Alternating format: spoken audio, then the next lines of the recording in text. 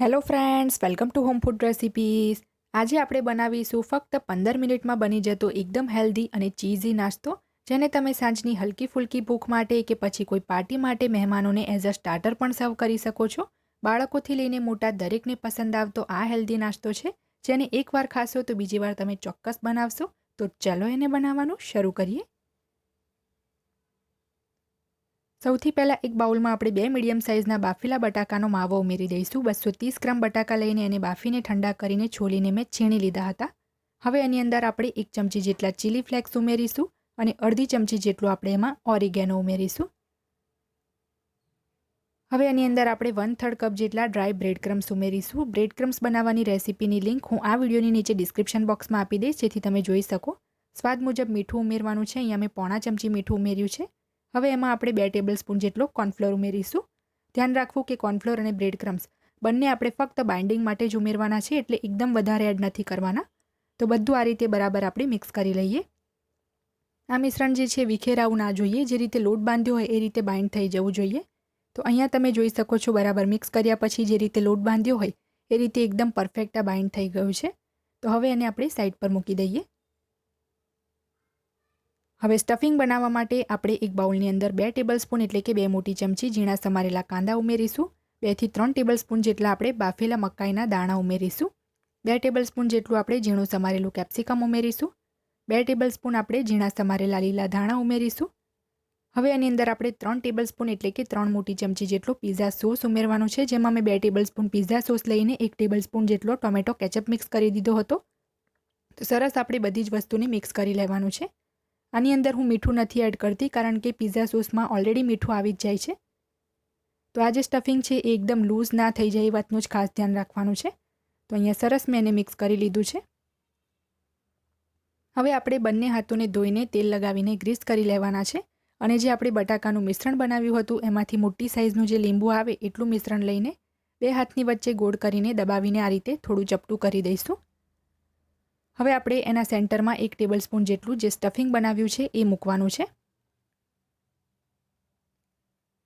1 tablespoon જેટલું જ આપણે એમાં મોઝરેલા ચીઝ મૂકીશું. તમે મોઝરેલા ચીઝની જગ્યાએ પ્રોસેસ્ડ ચીઝનો પણ યુઝ કરી શકો છો, પણ એ જે સોલ્ટી હોય છે તો તમારે બટાકાના માવામાં મીઠું એડ કરવામાં ધ્યાન રાખવું. તો હવે આ સ્ટફિંગને થોડું આ રીતે અંદરની સાઈડ દબાવતા રહીને બધી જ સાઈડને આપણે ઉપરની તરફ લાવીશું અને પ્રોપર એને આપણે સીલ કરી લઈશું. તો આ રીતે સીલ કરીને હળવા હાથે દબાવીને ફરીથી આપણે એને ફ્લેટ કરી લઈશું. અને આ જ રીતે આપણે બાકીની બધી જ પેટીસ બનાવીને તૈયાર કરી લેવાની છે. એક પેટીસ હું તમને ફરીથી બતાવીને બતાવું છું. આટલી ક્વોન્ટિટીમાં 4 મોટી સાઇઝની પેટીસ બનશે, અને જો તમે મોઝરેલા ચીઝ એડ કરશો તો જ્યારે તમે એને ખાશો તો જે ચીઝ છે એ સરસ સ્ટ્રેચ થશે, જ્યારે પ્રોસેસ ચીઝમાં એવું નહીં થાય. તો બંનેમાંથી જે પણ ચીઝ તમને પસંદ હોય તમે લઈ શકો છો. તો આ જ રીતે આપણે બધી જ પેટીસ બનાવીને તૈયાર કરી લેવાની છે. તમે આને પિઝા પેટીસ પણ કહી શકો છો, કારણ કે સ્વાદમાં એ પિઝા જેવી જ લાગે છે. હવે એક પ્લેટમાં અહીંયા મેં થોડા ડ્રાય બ્રેડ ક્રમ્સ લીધા છે. એની અંદર આપણે જે પેટીસ બનાવી છે એને બધી જ બાજુથી સરસ કોટ કરી લઈએ. તમે ચાહો તો આ સ્ટેપને સ્કીપ કરીને ડાયરેક્ટલી પણ એને સેલો ફ્રાય કરી શકો છો, પણ આ રીતે થોડું બ્રેડ ક્રમ્સમાં કોટ કરવાથી સેલો ફ્રાય કરશું તો એકદમ ક્રિસ્પી બનશે આપણી પેટીસ. તો આ જ રીતે બધી જ પેટીસને આપણે બ્રેડ ક્રમ્સમાં કોટ કરીને તૈયાર કરી લેવાની છે. હવે મેં ગેસ ઉપર એક કડાઈમાં થોડું તેલ ગરમ કરવા મૂક્યું છે. એમાં આપણે એકસાથે 2 પેટી મૂકીશું. તેલ તમે જોઈ શકો છો, પેટીસ ફક્ત અડધી જ તેલમાં રહે એટલું જ આપણે તેલ લીધું છે, કારણ કે ટોટલી જો એને ડીપ ફ્રાય કરીશું તો એ ક્રેક થઈને એમાંથી ચીઝ બહાર આવવાનો પણ ચાન્સ રહે છે. તો આ રીતે ચમચાથી ઉપર તેલ એડ કરીને આપણે એને ફ્રાય થવા દઈએ. જ્યારે એક સાઈડથી આપણી પેટીસ ગોલ્ડન બ્રાઉન થઈ જાય તો આપણે આ રીતે બીજી બાજુ એને ફેરવી લઈએ, અને બંને બાજુથી આપણે સરસ એને ગોલ્ડન બ્રાઉન થવા દેવાની છે. તો બંને બાજુથી આ રીતે 1-2 વખત ફેરવીને આપણે સરસ એને ફ્રાય કરી લઈએ. તો જ્યારે બંને બાજુથી સરસ આપણી ગોલ્ડન બ્રાઉન થઈ જાય પેટીસ, તો આપણે એને એક જારાથી ટિશ્યુ પેપર ઉપર કાઢી લઈએ, અને બાકીની બંને પેટીસ પણ આપણે આ જ રીતે તળીને કાઢી લઈશું. પેટીસ ફ્રાય કરતી વખતે બસ ધ્યાન એટલું જ રાખવાનું છે કે તેલ મીડિયમ ગરમ હોવું જોઈએ. જો તેલ વધારે પડતું ગરમ હશે તો પેટીસ તેલમાં ઉમેરતા તરત લાલ થઈ જશે અને ક્રિસ્પી નહીં થાય, અને તેલ ઓછું ગરમ હશે તો ઘણું બધું એ તેલ એબ્ઝોર્બ કરી લેશે.